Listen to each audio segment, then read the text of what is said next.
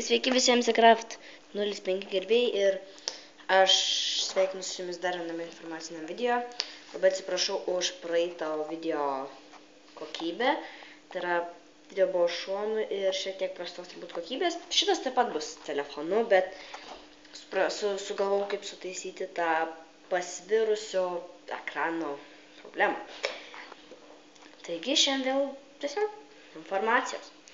Tai apie Minecraftą ir GTA, tai jau čia bus viskas su jais. Viskas pasibaigė, šio daugiau nedarysiu. Kol kas tų geimų. Tada tęsiant su laikiu, su CS aš daugiausia lašiu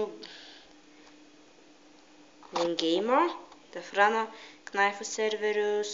Toliau. Klanas yra nepakeičiami. NPK ir kaip pavyzdį, kaip būtent tą pasidaryti.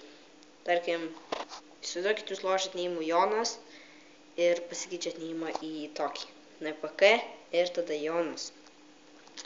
Apie LOL'ą. Aš noriu paklausti, ar daryti kaip turnyrus. Jeigu iš tikrųjų daug kas žiūrės LOL'ą, aš gal padaryčiau turnyrus.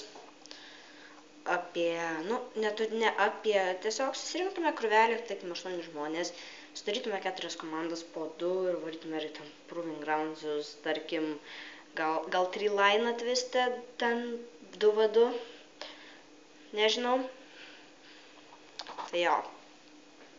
Tai manyčiau tiek, ačiū, kad žiūrėjote ir tiesiog, jei patiko, laikinkit, subinkit ir taip toliau. Tai ačiū ir ate.